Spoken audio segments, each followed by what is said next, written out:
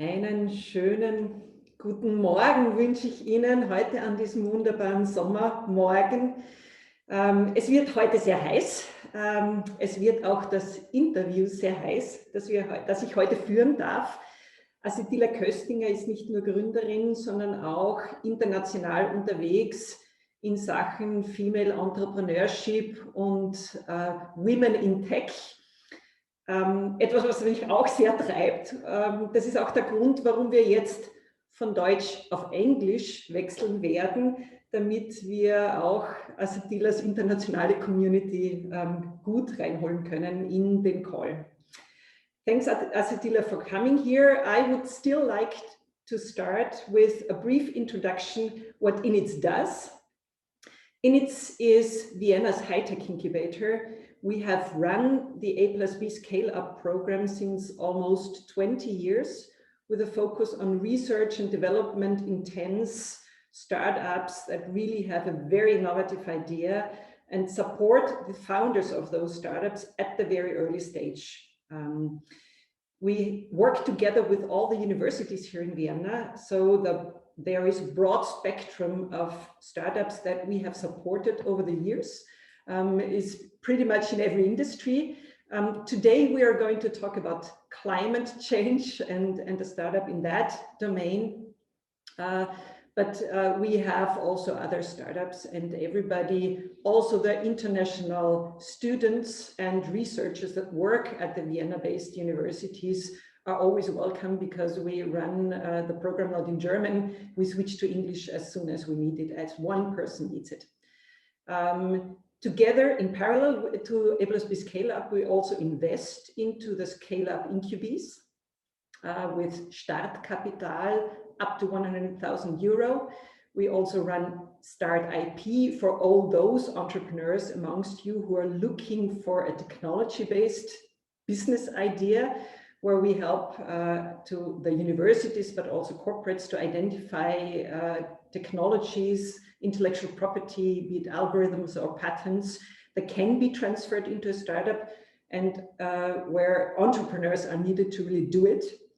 And we also run Health Hub Vienna, programs that we have started in 2018 together with Unica, our core partner in that program, but also other partners like AstraZeneca, Boehringer Ingelheim, Sanofi, Novartis, who help us to aim at really bringing ready-to-be-used health tech, digital health technologies into the market to help the patients, the doctors, the society.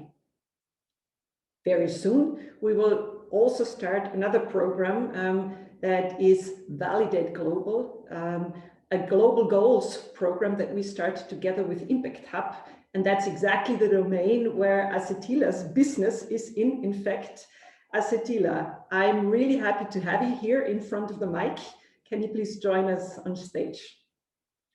Good morning, Irene. Good morning, everybody.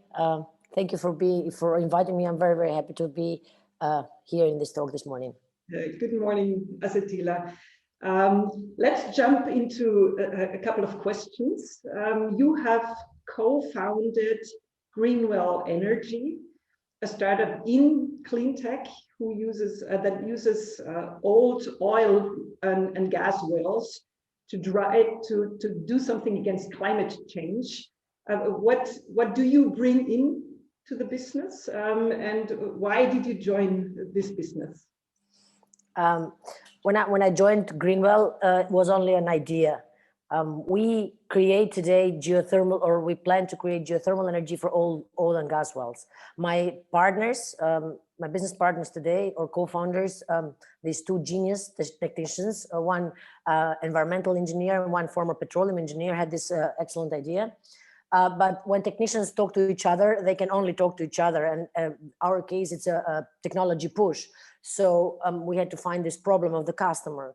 And they were looking for some person with business knowledge and business in the business domain. Actually, what they didn't know is that they were looking somebody for the customer discovery. Somebody who would talk to the people and to the clients to do really the customer discovery and validation. And it happened that I was for years in the startup and the customer. I am a lean educator overall. And so I was the person who talked to, I'll translate the technology to validate it, because if people would like to have this technology, but they don't have to understand it. They just have to have a problem or have a need and need to solve this. So that was my role at the beginning, and pretty much that has been my role also now. So I am the translator, or I'm the validator. I do the whole customer discovery, and then later marketing and whatever comes afterwards. Mm. The engineers that are your co-founders, they have worked in industry for many years. So what INiTS does is help academic people to found their companies. Yet they came from industry with industry know-how. But you intended also to work together with the universities to do the developments. What was your experience in that, and which university do you now work with? Yeah, that's a very good question. We have different universities which they help us, because you can be faster, you can validate faster, you can get a lot of know-how and a huge network faster. So we have great cooperation with the Montana University Leoben, and recently with the Technical University of Vienna, the TU Wien, with the Thermodynamic and Energy Institute, Energy Technique. It's excellent. For example, in our case, in one of the cases, is that everybody needs a CTO, so real technology IT, and you can't find a CTO so fast because everybody's looking for one.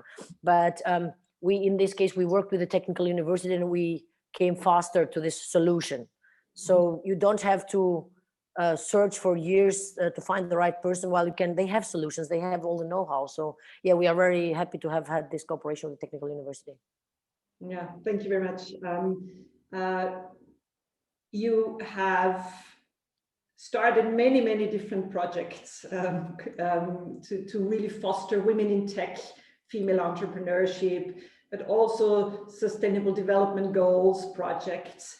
What is your mission in all those projects? Why do you invest time and passion? Things that I'm also very passionate about. The Women Project is very simple. I'm an economist, so it's also very pragmatic and very rational. When I started pitching Greenwell around Europe and the world, I was in a lot of stages, startup company, big one, also the very big ones in Europe. By the way, I won them all. And I was very lonely. That means there were like 100 boys pitching, and there were never more than 10 girls. So I felt very lonely. So this was emotional. Second is very rational. 85% of purchase decision is done by women in any kind of industry, even new cars. So, and women are not, they are designing and creating these solutions. Startups are creating every day, millions of startups creating solutions that are used by 50% women. So why not have them from the validation first, or part of on the board very early?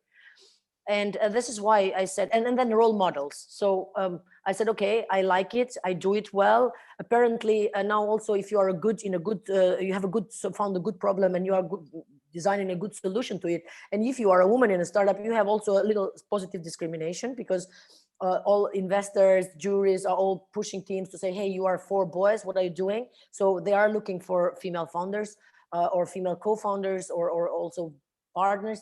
So yeah, there is a positive discrimination also there.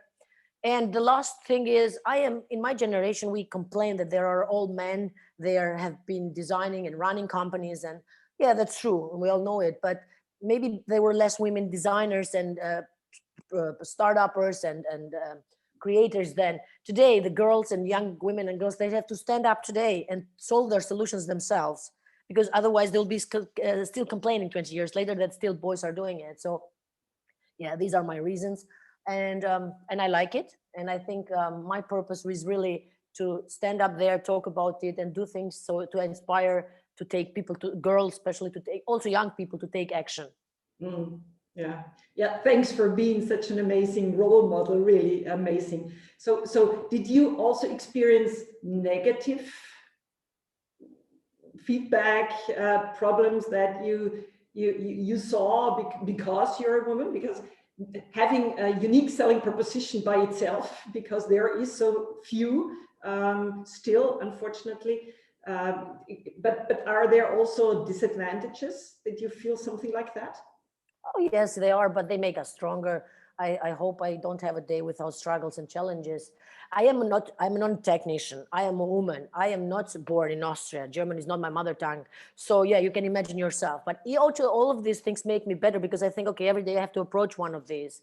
So this should not be a justification not to do it. And that's why I want to stand there as a role model, say, if I could do it, not a technician, a woman, not from here, then everybody can do it. So stand up and do it. Challenges are there to help us make a great broth, you know. So yeah, great.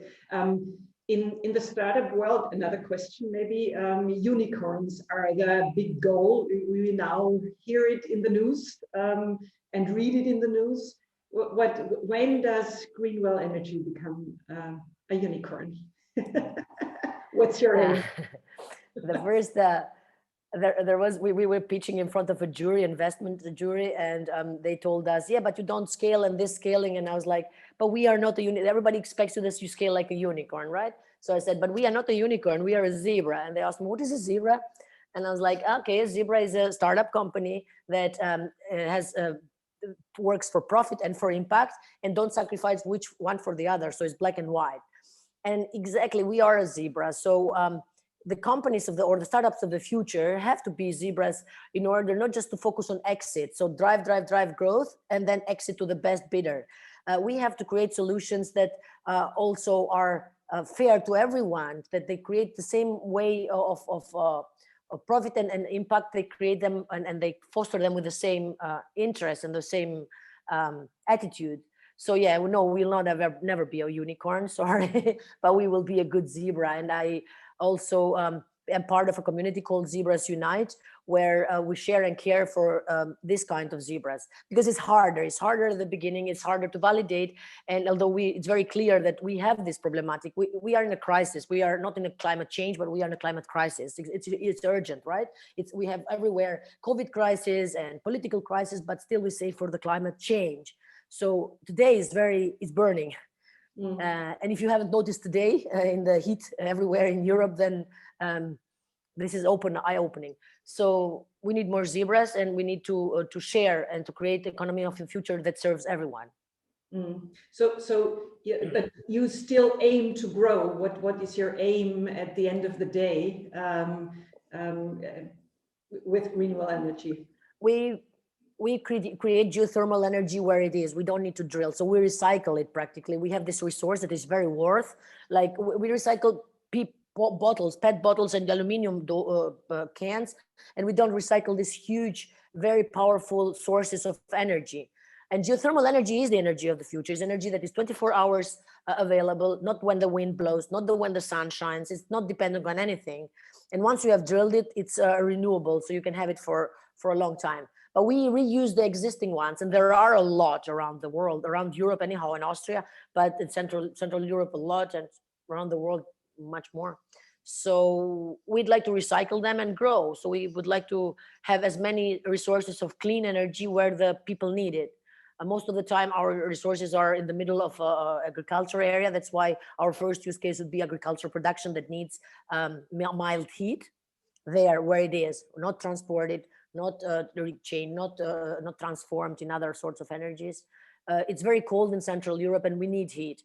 But just to think, people produce agricultural produce out of season in our geographic area and heat them with fossil fuel. So what's the point to have tomatoes and cucumbers grown in January heated with fossil fuel just for the sake of having regional produce, you know?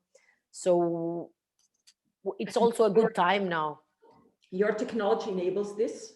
Yes. Okay. So the heating, we are creating the heat where it is, and where the farmer is located, especially now farmers or farmers with new kinds of produce. Yeah. So you're not only an entrepreneur by yourself, but you also sell to agro entrepreneurs. Let's call it like that. Yeah. That's part of the zebra ecosystem. So you create other solutions for others that also create produce or solutions that are environmentally friendly, technology appropriate, culturally acceptable, and finally economically viable. Yeah, amazing story. I am sure, Michael, there are questions from the audience. Do we have some questions? Yeah, good morning. Good morning, Asetila. Good morning to the audience. We have indeed first question already, but I think you have partly answered it. There was a question, what is actually the idea of Greenwell about, and who is your customer? So I got the info now, it's farmers. Is that the only customer group you're targeting? We have identified a lot of customer segments, but the farm is our beachhead market now. Not just the simple farmers or agripreneurs or city entrepreneurs that want to start a farming project that needs heat. If you want to grow something that it doesn't need heat, that's not our case. But so it could be anything from shrimps, very high produce that needs high heat. So it could be anything from aquaculture, vertical farming, aquaponic, everything that is grown indoor in compact places and need to be heated. Okay, then, well, so far for the product, but what about the money? All the questions about investing, financing, what's your current status that and was it difficult to find investors?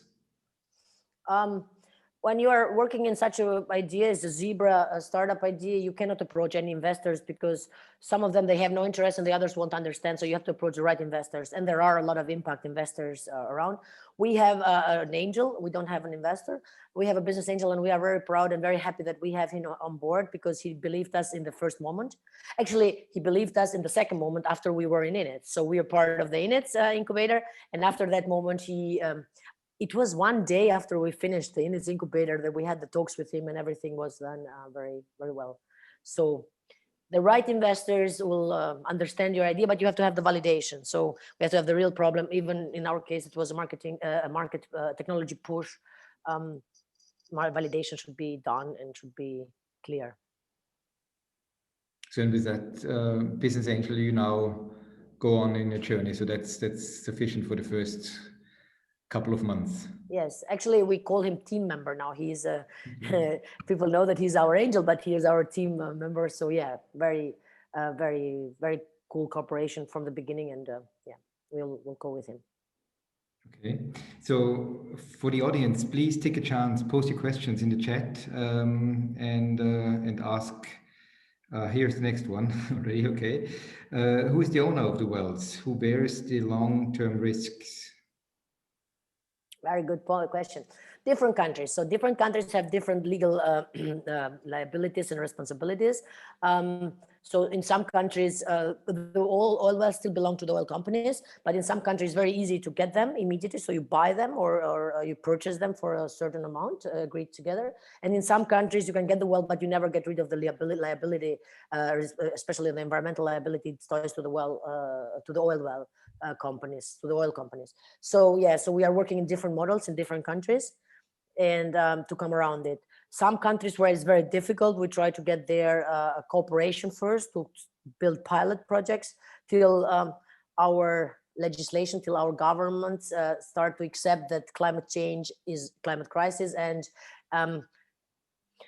it's very hard. We are a pioneer in this clean tech. There are two kinds of people. There are the pioneers that they really struggle hard and they have to be backed by legislation, and the legislators are not yet there to help us because there are thousands of clean tech technologies, but they are very expensive. So in order to make it accessible to everybody, they have to support us. So we are waiting. So till the legislation gets more favorable for this kind of technologies, we have to wait and start in the countries where it's easier. And are there, which countries are further advancing this? In Austria, are we lagging behind? Are we pioneers or are we laggards or somewhere in between? We are working on that. It's not very easy. In Austria, it's it's one of the oldest legislations, and we are working on that. So we'll see the new strategy, the climate strategy. But there are countries which is easier than Austria, if I might say that. So, but we are working in Austria also. We have a really cool cooperation in Austria also. Nevertheless, the challenge, because as I said, every challenge you can come around, just you have to recognize it and then map it and say, okay, there is another way. There's always another way. If you want to do, if you want to just try, saying I'm trying, but it's not working, then it's easier to say the legislation is its fault, the legislators and the government and so. So do you want the policymakers to let them know which countries to look at in order to learn something from abroad? But each country has to look, today is legal to pump as much as CO2 in the atmosphere as you want. This is scary. So in every country is legal. And as long as this is legal, why should companies get more expensive technologies or more more complicated technologies than the one that they can have, you know? They do the carbon trading and they do this and that, which is much easier, much cheaper, and a bit of CSR there and here. And it's also the same topic with sustainability, with environmental sustainability. It's like sustainability is still for rich people. Poor people, normal people cannot afford sustainable products because it's so expensive. So if we want to really save the planet for our children, we have to start thinking really urgently that we have to improve and facilitate these technologies, that they have to become real technologies that everybody can use, every company can use. So really reach out to the broad society. Of course. Yeah. Michael, are there more questions? Yeah, we have some more questions from the audience. Well, in fact, it's two questions. What has been the biggest challenge for you to validate your business up to now? And following that one, could you make an estimation of the time span from drafting the business plan to applying your solution at scale? Very good question. So the first one was, can you repeat it again?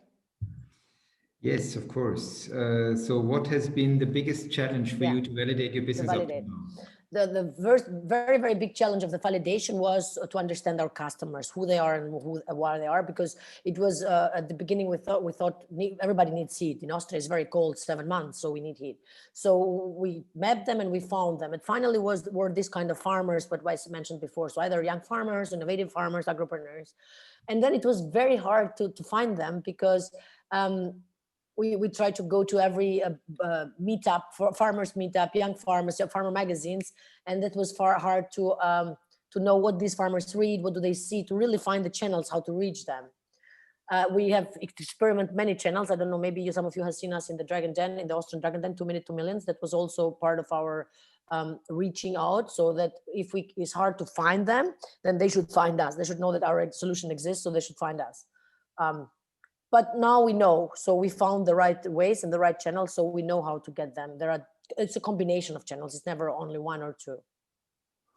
So you got the investor from the challenge, the 2 Minutes to Million challenge, or was it sheer marketing, becoming visible?